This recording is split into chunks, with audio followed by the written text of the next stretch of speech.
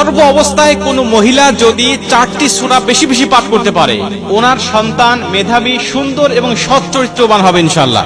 এই 4টি সূরা মা বোনদেরকে বলবো, যারা প্রেগনেন্ট, যারা গর্ভ অবস্থায় আছেন, আপনারা বেশি বেশি পাঠ করবেন। প্রয়োজনে এটা অন্যদেরকেও আপনারা শোনার সুযোগ করে দিবেন, আমল করার সুযোগ করে দিবেন, এটা জানাবেন। নবীজি সাল্লাল্লাহু আলাইহি ওয়াসাল্লামের হাদিস থেকে আমরা এই সমস্ত ইঙ্গিতগুলো পেয়ে থাকি। বিভিন্ন মুহাদ্দিস রাহিমাহুল্লাহ বর্ণনা করেছেন যে এই 4টি সূরার মধ্যে আল্লাহ রাব্বুল আলামিন কিছু ফজিলত রেখে দিয়েছেন। এই ফজিলত অনুযায়ী কোনো মহিলা যদি গর্ভ অবস্থায় বেশি বেশি পাঠ করতে পারে, তাহলে এর একটা ইফেক্ট তার সন্তানের উপরে পড়ে।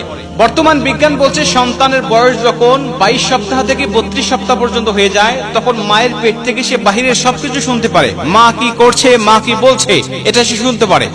এমনকি বিজ্ঞান বলছে যে সন্তান মায়ের পেটে থাকা অবস্থায় যেটা শুনেছে, বাহিরে আসার পরে ওই আওয়াজটা সে তালাশ করতে থাকে, ওইটা শুনলে সে শান্ত হয়। আর নবীজি বলছেন মা যদি কোরআন তেলাওয়াত করে, এই কোরআনুল কারীমের একটা ইফেক্ট সন্তানের উপরে পড়ে যায়। অর্থাৎ এই কোরআনুল কারীম তার উপরে এমন ইফেক্ট ফেলে যে কোরআন অনুযায়ী তার জীবনটা গঠন করা তার জন্য সহজ হয়ে যায়।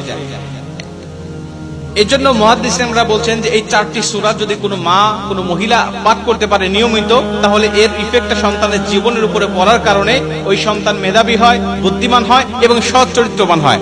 যেমন প্রথম নম্বরে তারা সাজেস্ট করেছেন সূরাতুল লুকমান তেলাওয়াত করার জন্য। সূরাতুল লুকমান তেলাওয়াত করলে তারা বলেন যে সন্তান তীক্ষ্ণ মেধার অধিকারী হবে এবং হিকমতওয়ালা হবে, তার অনেক হিকমত থাকবে, জ্ঞান আল্লাহ পাক তাকে দিয়ে দিবেন। কারণ আমরা জানি এই সূরাতুল লুকমানের মধ্যে লুকমান তার আলোচনা করা হয়েছে, যিনি ছিলেন অনেক হিকমতওয়ালা, অনেক তীক্ষ্ণ বুদ্ধি সম্পন্ন। আল্লাহ তাকে হিকমত দান করেছিলেন, জ্ঞান দান করেছিলেন। অতএব এই সূরাটা বেশি বেশি পাঠ করবেন।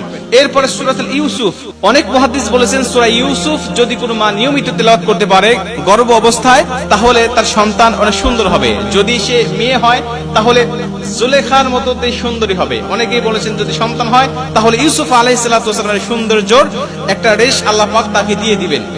এই জন্য সূরা ইউসুফ গর্ভ অবস্থা আপনারা বেশি বেশি তেলাওয়াত করবেন ইনশাআল্লাহ। 3 নম্বরে সূরাতুল মুহাম্মদ, যে ব্যক্তি সূরাতুল মুহাম্মদ বেশি বেশি তেলাওয়াত করে, ওই সূরাতুল মুহাম্মদ তেলাওয়াত করার কারণে আমাদের প্রিয় নবী মুহাম্মদ রাসূলুল্লাহ সাল্লাল্লাহু আলাইহি ওয়াসাল্লামের একটা ইফেক্ট তার উপরে পড়বে। এজন্য গর্ভবতী মাদেরকে বলবো আপনারা সূরাতুল মুহাম্মদ বেশি বেশি তেলাওয়াত করবেন। রাসূল সাল্লাল্লাহু আলাইহি ওয়াসাল্লামের মতো চরিত্রবান সন্তান আল্লাহ পাক আপনাকে দান করবে। এবং 4 নম্বরে সবচেয়ে গুরুত্বপূর্ণ বিষয়, সেটা হলো আল ইমরান, সূরাতুল আল ইমরান তেলাওয়াত করা। এটা আমরা নারী এবং পুরুষ উভয় তেলাওয়াত করতে পারি বেশি বেশি। এর একটা ইফেক্ট বাস্তব জীবনে আমাদের আমলের মধ্যে পড়বে ইনশাআল্লাহ। যদি কোনো মা গর্ভাবস্থায় সূরাতুল আল ইমরান বেশি বেশি তেলাওয়াত করতে পারে, অনেক মুহাদ্দিসদের মত অনুযায়ী ওই সন্তান দ্বীনের পথে আহ্বানকারী হবে, দ্বীনের পথে আহ্বানকারী হবে। এই সূরাতুল আল ইমরান যে ব্যক্তি বেশি বেশি তেলাওয়াত করে।